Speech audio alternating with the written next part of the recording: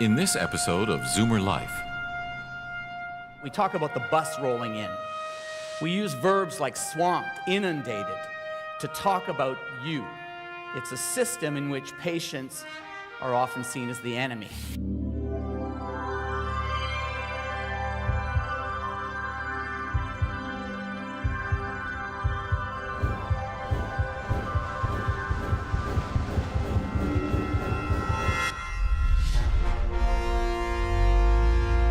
Zoomer Life, health, wellness, and longevity from the world's brightest minds. Again, those of you who've been with us before know that I have been impressed and shocked and outraged to learn how very few geriatricians our country graduates every year.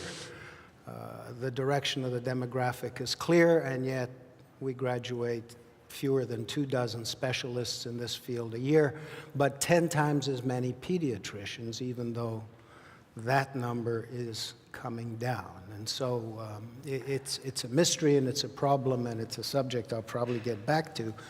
But it means that I've been wondering about who takes care of people as they age as any kind of specialty. With so few geriatricians, not that many geriatric clinics, who actually does the work.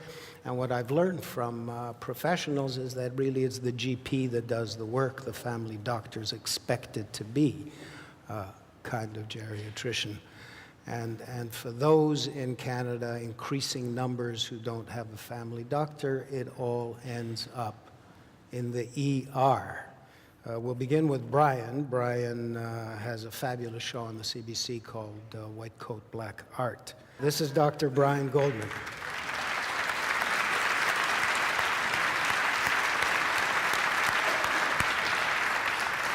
Thank you, Moses.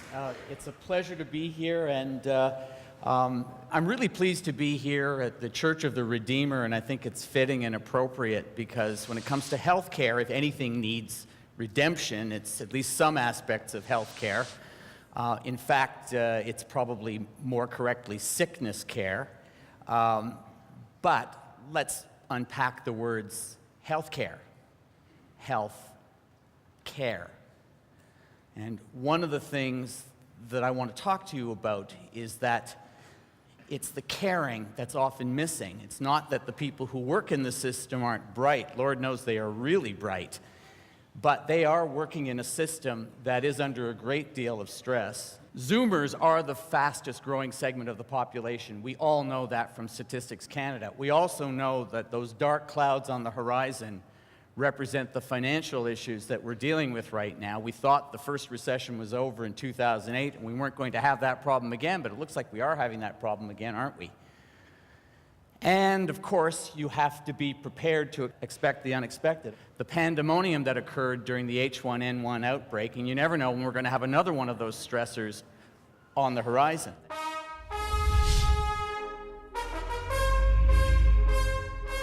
We now know from research and from a lot of clinical experience that an older Zoomer is not simply an older adult. They have a different physiology, they handle medications differently.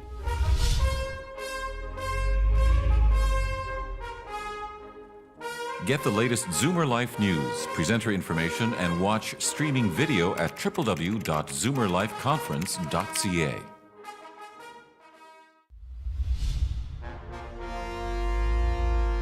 Zoomer Life, health, wellness, and longevity from the world's brightest minds. According to Statistics Canada and the College of Family Physicians, 5 million of us can't find a family doctor. And the physicians who are able to accept new patients very often do something that we don't like to talk about. It's called cherry picking.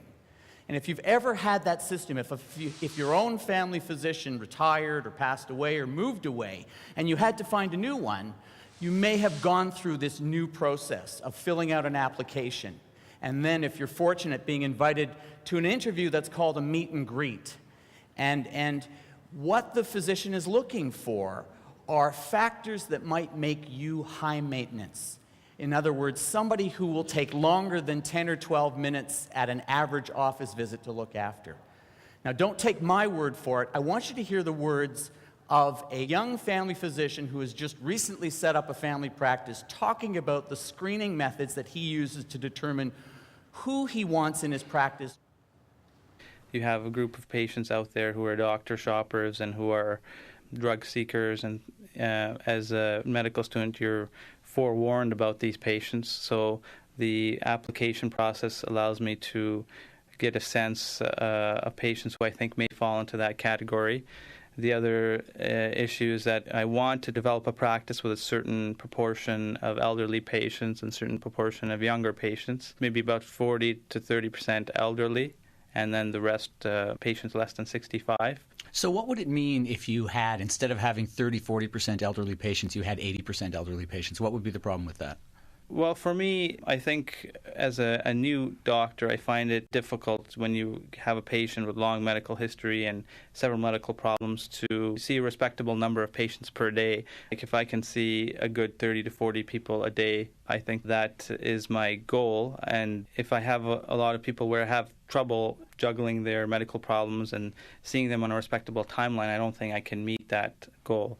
I don't shy away, I think, from multiple medical issues. I think actually I take many elderly people who are challenging, but you're always worried that if you have too many people with multiple medical problems, it's just very difficult to run an efficient practice. For those of you who are fortunate enough to have a family physician, you may find that you have to explain 30 minutes worth of health problems in a 10 or 12-minute appointment.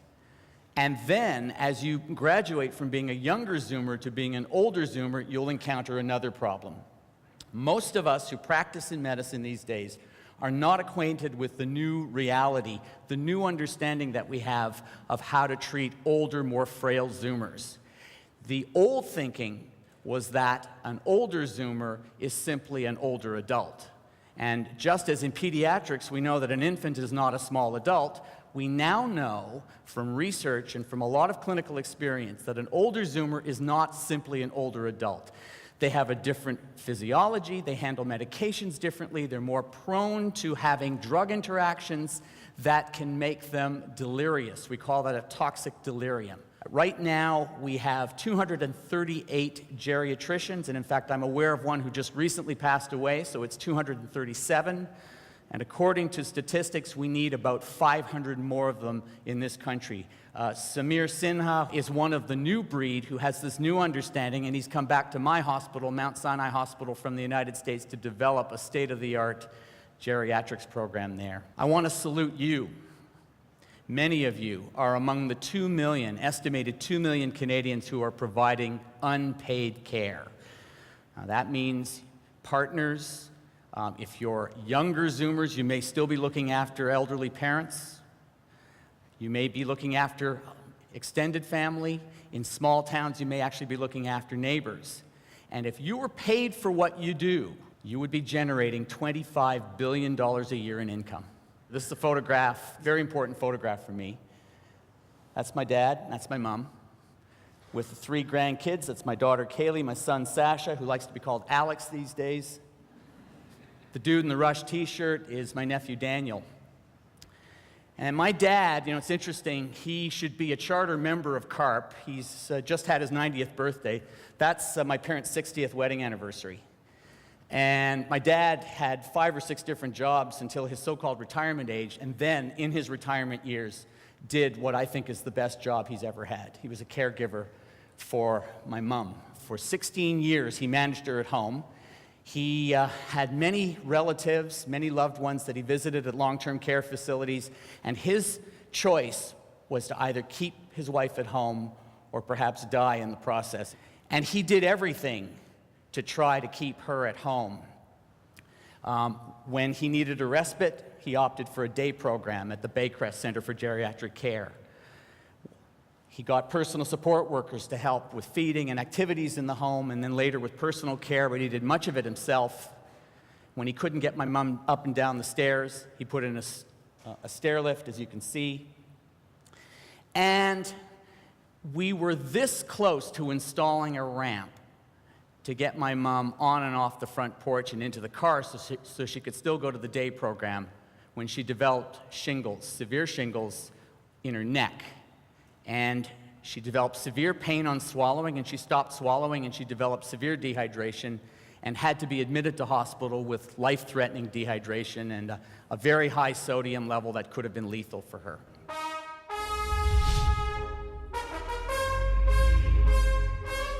In 1996, David Globerman's father died of a stroke, and when he looked at the chart, he realized that they were very slow ordering a CT scan because they didn't think that he was young enough to merit it.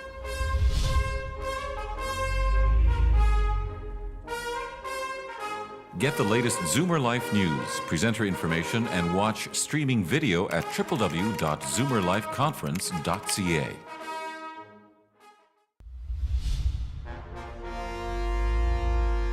Zoomer Life. Health, wellness, and longevity from the world's brightest minds. So what happens when you get to the hospital? You have another system that's under stress. And when my colleagues talk to me about the work, when we kick around ideas, when we talk about it, we talk about the bus rolling in. We use verbs like swamped, inundated, to talk about you. It's a system in which patients are often seen as the enemy. And on my show, White Coat, Black Art, one of the manifestations of that stress I got to see, and that is patients looked after in the corridor of a hospital. Now, we all have patients, every emergency department has patients in the corridor, but in Quebec, they've raised corridor medicine almost into a practice unto itself. At the Montreal General Hospital, for instance, the Jewish General Hospital and others, I visited corridors where there were as many as 40 patients in the hallway, and where corridor medicine is such an institution that they've actually installed semi-permanent curtains to try to create a modicum of privacy in those places. But very much, this is a system in which patients are almost seen as the enemy. And it's reflected in attitudes towards seniors, and it's not that the people who work in the system aren't good people. They're great people, but they're under a lot of stress, and that's especially true in hospitals. And it's especially true for nurses who work in a hierarchical structure. They're taking orders, they have to deliver care for an ever-increasing number of patients who are older and sicker and more complex. And a significant amount of that stress is reflected in attitudes towards hospitalized Zoomers. I want you to hear a group of nursing students who I had on my show talking about what it's like caring for older Zoomers in the hospital. At the risk of making myself sound awful, I think when you do walk in and you see an older patient, you know that they're going to require more care and more of your time. And I don't necessarily think that's a bad thing, especially if your workload is appropriately managed. In terms of the care that I've seen, I think those wards are chronically understaffed, and it has to do with the fact that generation in particular is not one to complain, I think. And I think they're scared to say something or complain about care because they're afraid that'll lead to worse care on the part of either the nurse or the doctor or the system in general. So I don't think there's a strong enough advocacy voice coming out of that group. Walking onto a floor with elderly patients, I think the impression is given that you're doing a lot more hands-on work with the patient, and you have to have more patience with that patient. You might be doing bed baths. There's a lot of the hands-on, more grimy work associated with care with older patients. I think the patient's aspect might also come from the fact that when you're dealing with elderly patients, there might be a trend towards, not all of them, but they want to talk. And you might have 5 minutes, so sometimes you might have to say, oh, well, I have 5 minutes now. And you can't always be there by their side talking. And some things, if you're dealing with someone who is high maintenance and they can't move, and you have to help ambulate them, that could take a long time. Or if you have a patient that has dementia and you have to wait for them to take like 15 kabillion meds, that takes a lot of patience. It's hard because you have to manage other things, but that's part of care too. So do attitudes like these, the ones you've just heard, mean that we're ageist? Some say yes, some say no. There is something called age-appropriate health-related decisions. When my father had his first heart attack, he was considered for a coronary bypass, but the cardiac surgeon thought it was too high risk. I agreed. I think that's true in his particular case. But there are people among us who think otherwise. In 1996, David Globerman's father died of a stroke, and when he looked at the chart, he realized that they were very slow ordering a CT scan because they didn't think that he was young enough to merit it.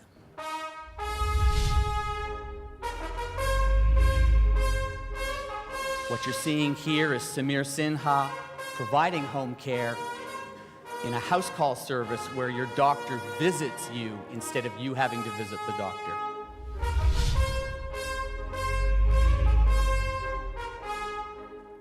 Get the latest Zoomer Life news, presenter information, and watch streaming video at www.zoomerlifeconference.ca.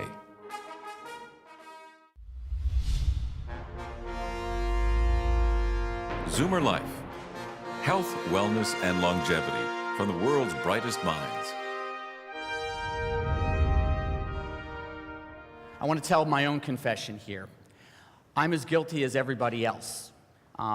We sometimes talk about this, you might be shocked when you hear this, call it the veterinary workup, where you walk into in a busy emergency department, you walk into an emergency cubicle, you see by the look that the person probably has dementia, you ask one or two questions, you ascertain that they're not answering, they seem clueless, and then you ask, do you know where you are, what day it is, and who you are? And if they can't answer those questions, you immediately go to a physical examination, and unfortunately, often without even shaking their hand and saying, hi, I'm Dr. Goldman.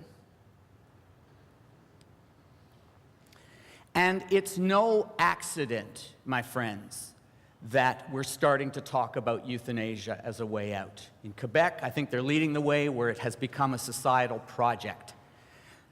You're looking at a photograph of the second or third most popular hearings in the history of the Quebec National Assembly, and they are hearings on death and dying with dignity.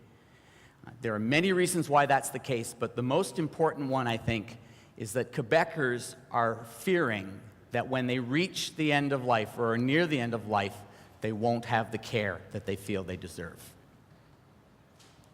So what do we do about it? Well, there are things that we can do. Certainly for that family doctor, he or she can make things more efficient. There's a program in Alberta that teaches them how to be more efficient. It's called Access Improvement Measures.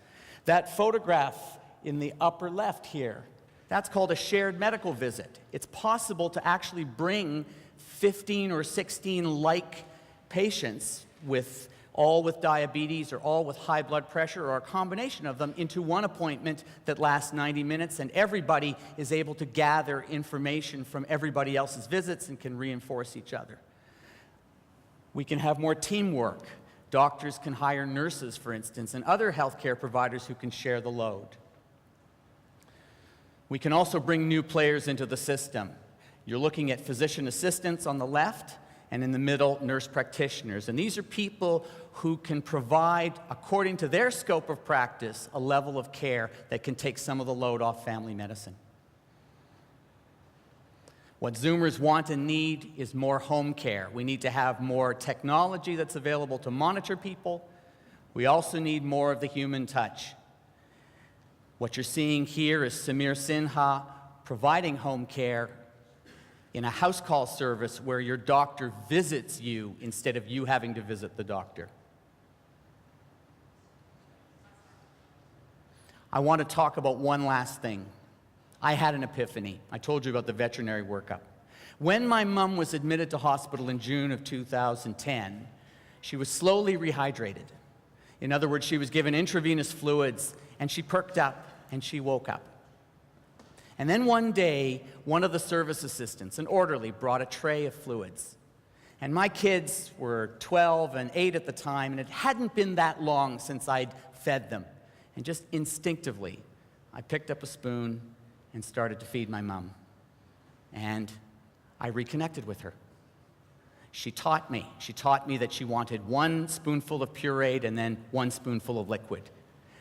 I learned how to re-engage.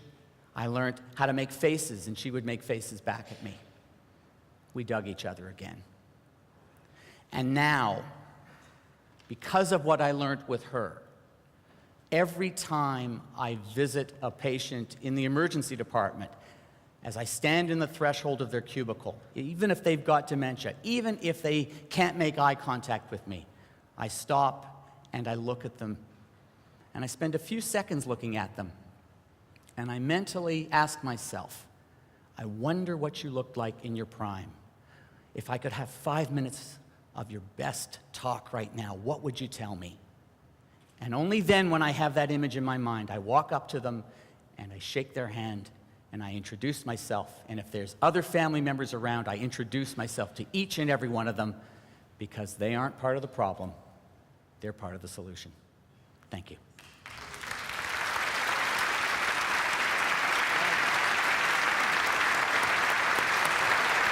Bravo.